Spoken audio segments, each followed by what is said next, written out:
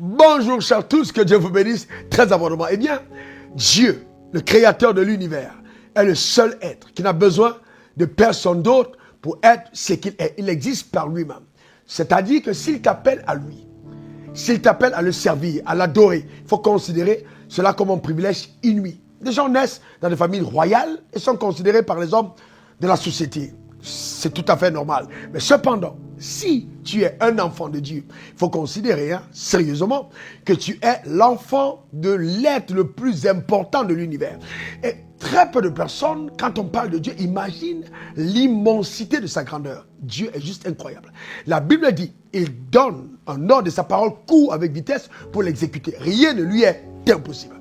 Ce Dieu est tellement grand que quand tu le rencontres, ce qu'il prend plaisir à faire, c'est de t'initier dans la compréhension de sa connaissance, une connaissance révélée. C'est pourquoi quand il parle à Abraham, âgé de 75 ans, il attend qu'Abraham ait pratiquement 100 ans pour donner à Abraham d'avoir un enfant. C'est-à-dire à 99 ans, Abraham rend enceinte sa femme alors qu'elle est déjà ménopausée. Pourquoi ? Pour montrer à Abraham qu'au-delà de la science, sa parole a la capacité de réduire au silence les diagnostics de la science, d'humilier le diagnostic des médecins ou de la nature, ou alors de tout ce qui est intelligence humaine. Parce que la promesse de Dieu prend sa racine dans le surnaturel et s'accomplit dans le temps. Donc le temps n'a pas d'incidence, d'impact sur la parole que Dieu t'a donnée. C'est pourquoi je voudrais te dire, garde la confiance en Dieu. Continue de croire. S'il t'a parlé, qu'importe le temps que cela prend, l'épreuve de ta foi devra produire la patience. La patience, oui, la patience. La patience est pour ta foi ce que le sang est pour ton corps. Regardons l'histoire de Moïse. Moïse est un homme qui va dans le désert, soit avec un bâton, confronter la puissance la plus grande de l'époque, l'Égypte, avec un bâton. Il va délivrer le peuple de l'emprise de Pharaon pour conduire le peuple vers la terre promise. Avec un bâton. Un seul bâton. C'est incroyable ce que Dieu peut faire.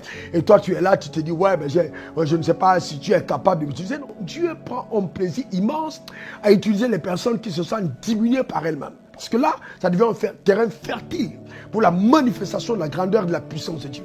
C'est avec un bâton que Moïse a ouvert la mer Rouge.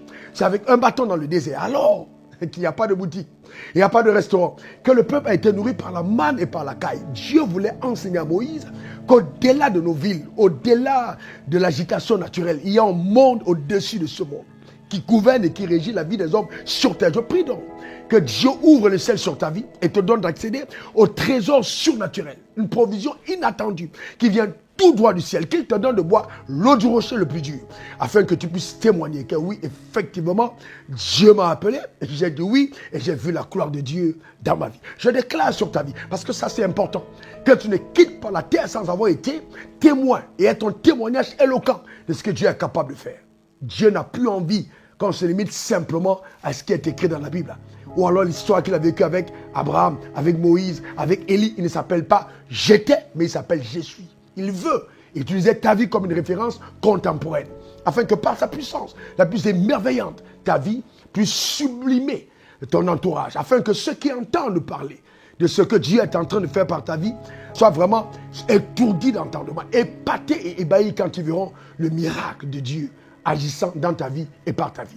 Que Dieu te bénisse abondamment. Ne lâche surtout pas ta foi. Tu es loin d'imaginer ce que Dieu peut faire avec une personne ordinaire, mais qui a décidé de saisir justement la main d'un Dieu extraordinaire par cette science qui n'échoue jamais, appelée la foi.